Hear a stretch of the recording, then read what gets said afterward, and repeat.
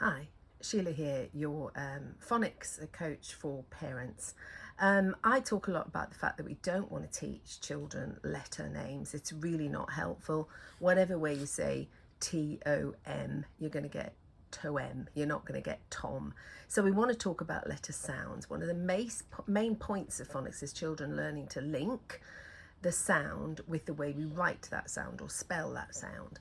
So talk about the sounds rather than the letter names, but also it's not helpful to teach them a loads of random alphabet sounds.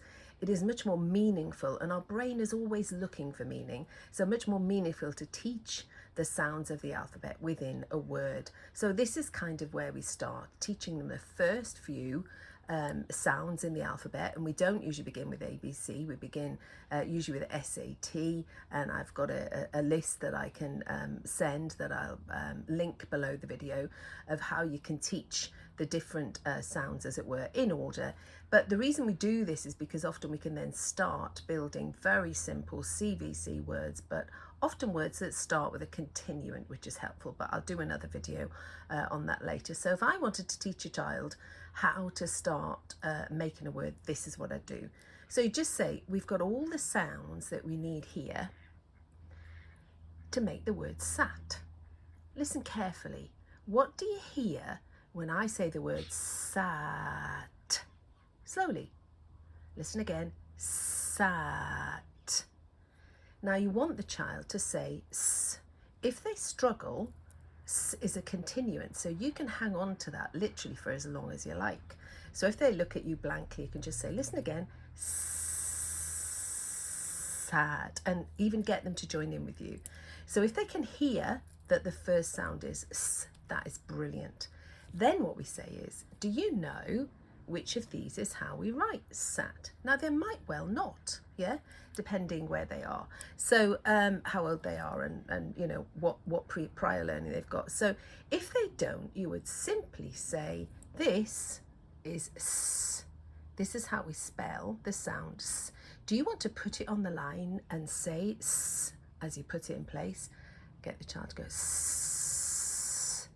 Brilliant.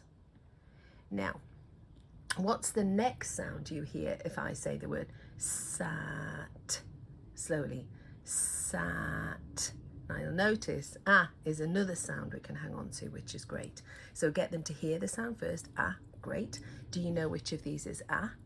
And then get them to say the sound as they put it on the line. If they don't, you simply tell them which one it is. Okay, let's listen again.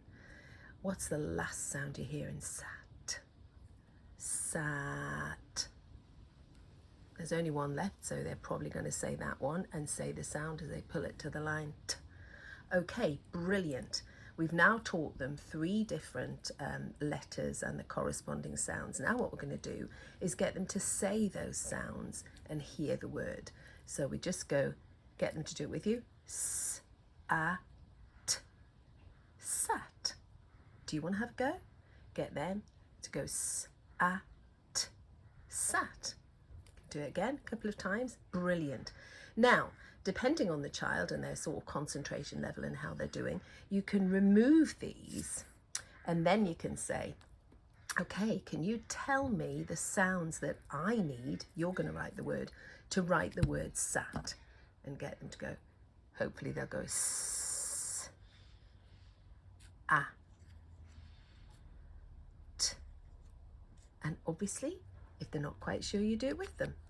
Then once again you get them to say the sounds, see if they can hear the word s, a, t, sat. Brilliant. Now I'm going to do a video about writing. Writing's very different from reading, and you've got to be a bit careful not to rush little children to write.